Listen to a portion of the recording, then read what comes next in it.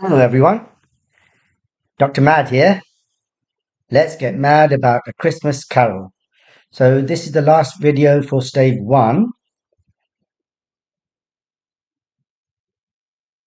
This is where we left off. So, let's carry on.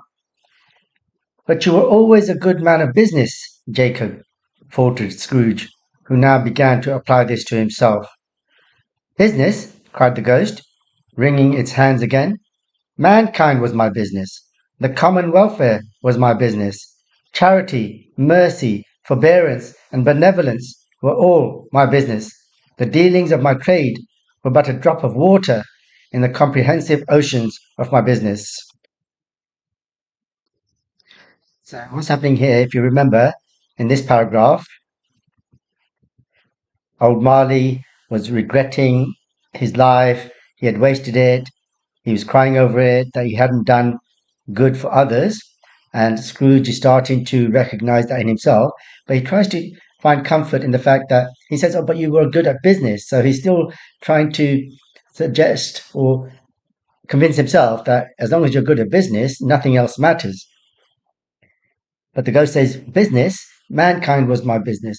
So, I mean, business is important, obviously. Without business, it would be very difficult to run the world. So, but what Dickens is saying is that business shouldn't be an end in itself. You should use the profits of it to help other people. So, charity, mercy, forbearance means patience and tolerance. Benevolence means kindness. So, Almighty says, I should have had more of these qualities. It held up his chain at arm's length, as if that were the cause of all its unavailing grief, and flung it heavily upon the ground again. So he holds up his chains. Unavailing means ineffective. At this time of the rolling year, the spectre said, I suffer most. Why did I walk through crowds of fellow beings with my eyes turned down, and never raise them to that blessed star which led the wise men to a poor abode? Were there no poor homes to which its light would have conducted me? And then he's saying, so rolling year means that the year goes on and then Christmas comes every year. So at this time of year, he's talking about Christmas time. That's when he suffers the most because everybody else is kind of having family time and are happy. And he's saying, why did I walk through and not talk to anybody? So this should remind you of something at the beginning of the book. Do you remember when Scrooge is walking along and he doesn't look at anyone and no one looks at him and he's quite happy about it, or at least he thinks he is. And then obviously the blessed star, the star of Bethlehem, which led the three wise men to Jesus Christ, where he's born.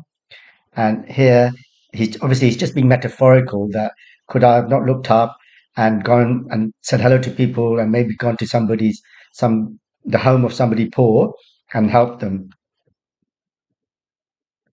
Scrooge was very much dismayed to hear the spectre going on at this rate and began to quake exceedingly. So dismayed means to be upset. Quake means to shake. Exceedingly means a lot. Hear me, cried the ghost. My time is nearly gone. I will, said Scrooge. But don't be hard upon me. Don't be flowery, Jacob. Pray. How it is that I appeared before you in a shape that you can see, I may not tell. I have sat invisible beside you many and many a day. It was not an agreeable idea.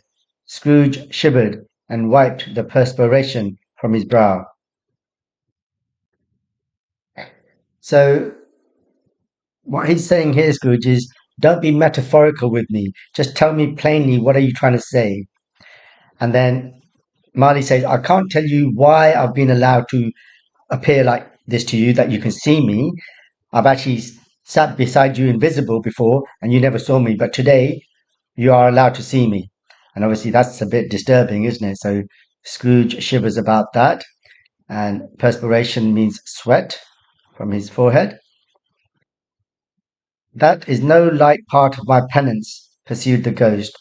I am here tonight to warn you that you have yet a chance and hope of escaping my fate, a chance and hope of my procuring, Ebenezer.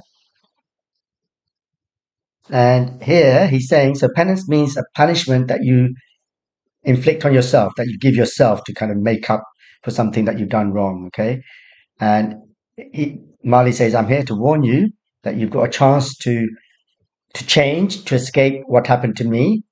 And it's a chance. And with the penance, by the way, is that so that Marley's hope is that if he can help Scrooge, he will be helping himself. Maybe God or heaven will help, will forgive him, will help him. And procure means to obtain by effort. So he's saying, I can get this chance for you with effort if you listen. He's implying.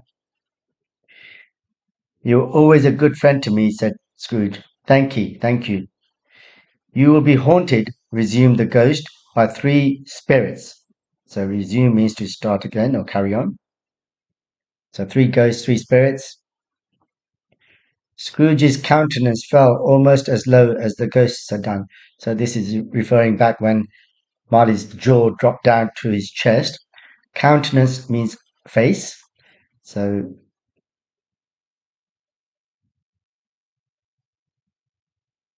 countenance falling means that you're upset or disappointed or scared.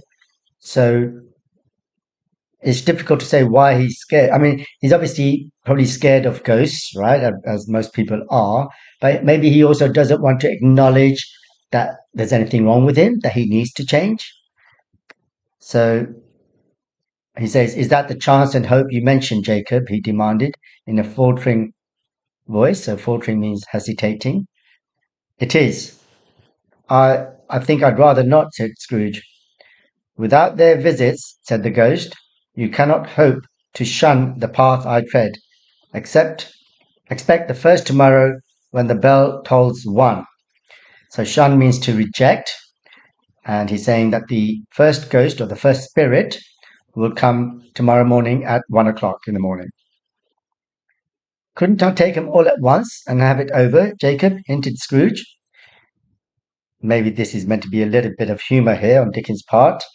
I guess he's implying that if you have to do something bad or face something fearful, you might as well get it over and done with in one go. Marley doesn't reply to that. Expect the second on the next night at the same hour, the third upon the next night when the last stroke of 12 has ceased to vibrate. Look to see me no more, and look that, for your own sake, you remember what has passed between us. So he's saying that the second ghost will come at the same time the next day or next morning, so 1 a.m., but the third one slightly earlier at 12 o'clock, as the clock is striking 12 and before it finishes striking. And he says, don't look for me anymore and just look out for yourself, that you remember what we've talked about, what I've told you. When it had said these words, the spectre took its wrapper from the table and bound it round its head as before. Scrooge knew this by the smart sound its teeth made when the jaws were brought together by the bandage. He ventured to raise his eyes again,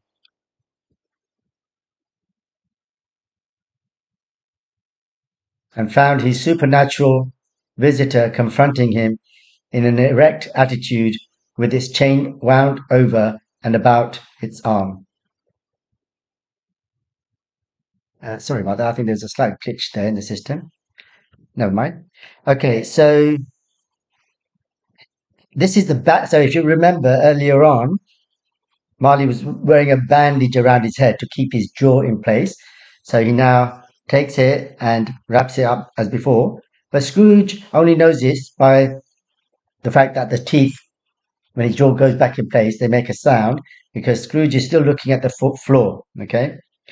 And then it says he looks up again. So venture means to take a risky, to do something, try something risky. So he looks up, which to him is risky because he's looking at this terrible ghost and sees the ghost. And now old Marley is standing up and the chain is wound over its arm. The apparition walked backward from him, and every step it took, the window raised itself a little so that when the spectre reached it, it was wide open. So apparition means something that comes out of nowhere. So old Marley walks backwards, and then as he does so, the window opens up by itself. So obviously that's quite scary in itself. It's supernatural. And by the time he gets there, the window is wide open. It beckoned Scrooge to approach, which he did. When they were within 2 paces of each other, Marley's ghost held up its hand, warning him to come no nearer. Scrooge stopped. So that's fairly straightforward. Not so much in obedience as in surprise and fear, for on the raising of the hand he became sensible of confused noises in the air, incoherent sounds of lamentation and regret, wailings inexpressibly sorrowful and self-accusatory.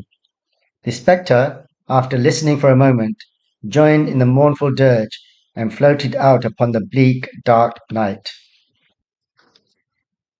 So here means that he didn't stop necessarily because he was obeying what old Marley was saying, but rather because of fear and surprise. Because when Marley raises his hand, Scrooge starts to hear these confused noises from outside.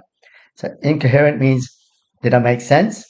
Lamentation are cries of grief and sadness.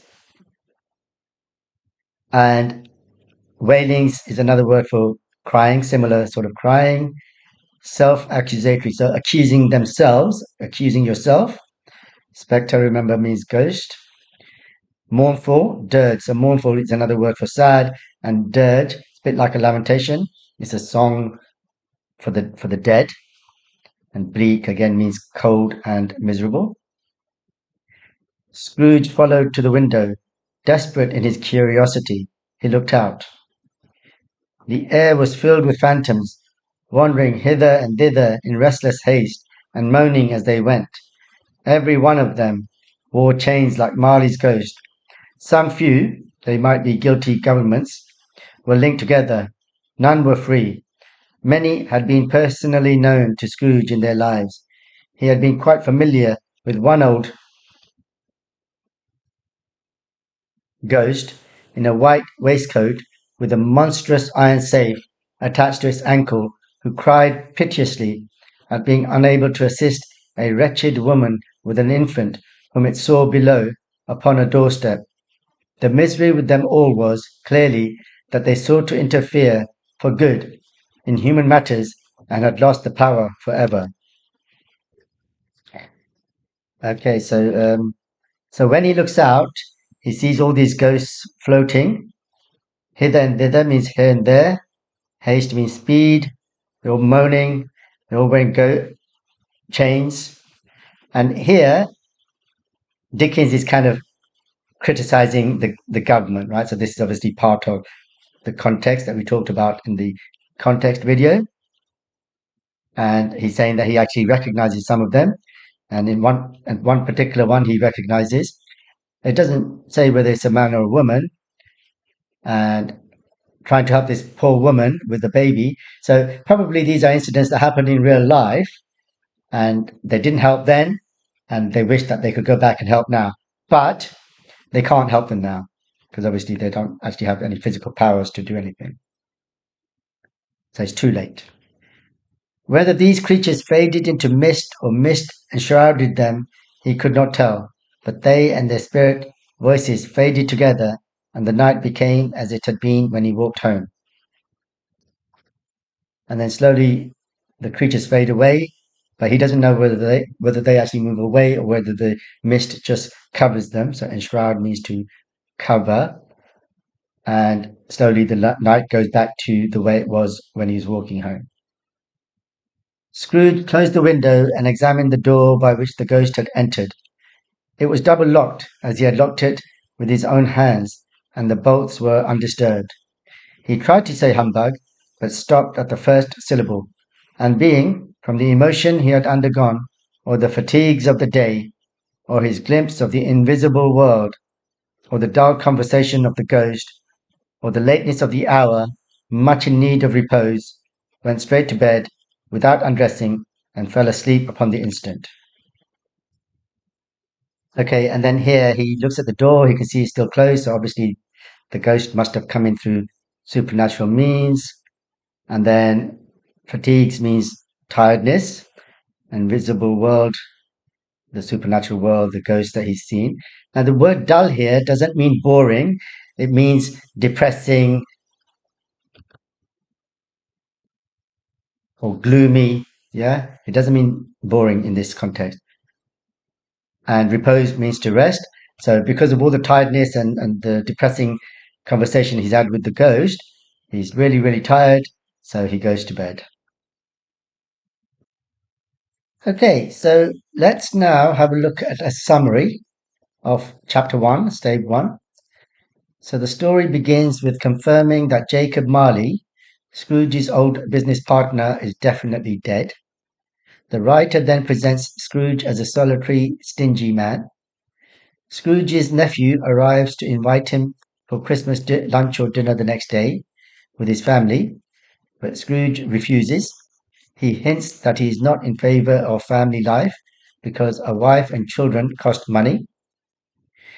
Two men arrive to ask for charity, but Scrooge says that poor people can go to prison or the workhouse and refers to the 1834 Poor Law and Thomas Malthus's phrase surplus population. So have a look at the context video for more information on that. He reluctantly agrees to his clerk taking a day off for Christmas, but insists that he should come in even earlier the next day, Boxing Day, to make up for it. So in those days, Christmas Day and Boxing Day were not automatically given as holidays. He goes home and sees Marley's face on the knocker of his door, and his eyes are filled with horror. Inside Scrooge's bedroom, Marley's ghost appears, wrapped in chains. He warns Scrooge to mend his ways, or he will be doomed to wander the earth in chains, just like Marley. Marley then tells him, Scrooge, that three spirits will appear to him over the next 3 nights who will try to guide him in changing his ways. Scrooge, exhausted and depressed, falls asleep.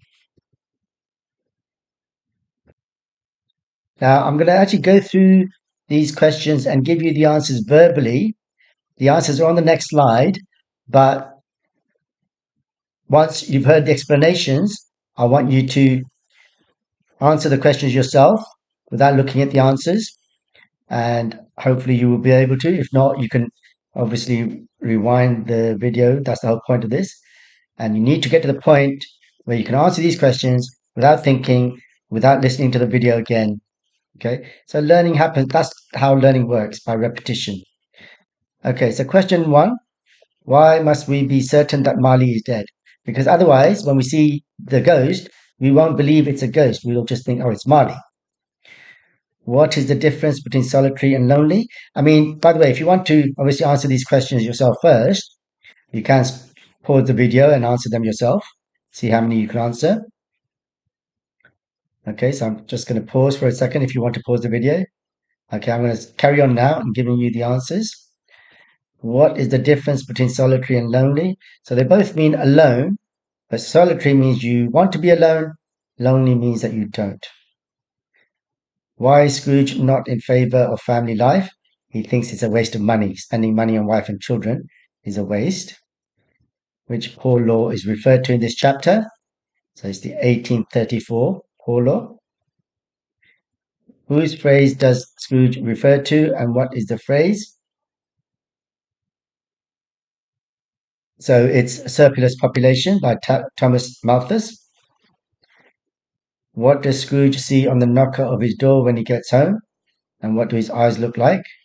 So he sees Marley's face, and his eyes are filled with horror. What is Marley wrapped in? What do they represent? So he's wrapped in chains, and they are the mental and emotional burdens that he has built up from the sins he committed or by not doing good things. What will happen to Scrooge if he does not change his ways? So the same thing will happen to him that's happened to Marley.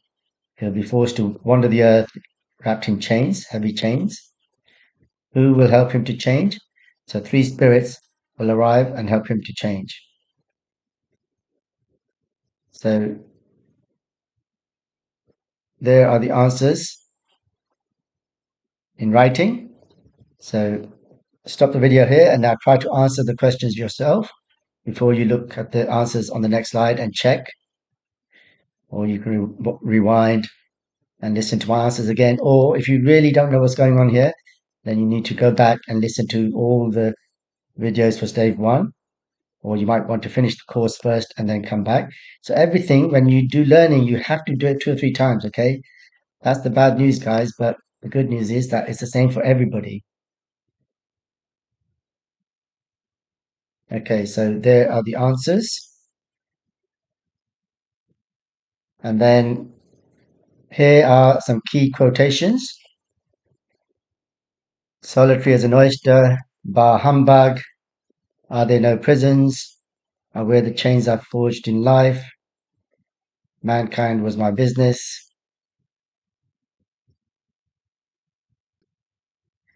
So again, pause the video and try to answer these questions yourself first, but I'm going to give you the answers verbally first, and then I'll show you the written answers. So I do it this way to cater for all different kinds of people who might be listening. Maybe some people have visual or hearing impairments, that kind of thing. So I try to teach in all different ways. So here we have a simile, but which shows that, which means that Scrooge prefers to be alone. But there's a hint here that he's going to turn into a pearl over the course of the novella. Here we are using exclamations to show that Scrooge thinks that people who celebrate Christmas or who just do good at Christmas are hypocrites. There's a rhetorical question basically saying he doesn't care about poor people, they can go to prison for all he cares. Here we have a metaphor.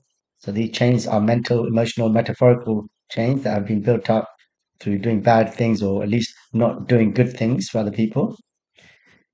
And this is Marley saying that, I mean, he was a businessman, he ran a business obviously with Scrooge, but he was saying that in addition to that, mankind was my business. I should have helped people, I should have used my business, the profits from my business to help other people.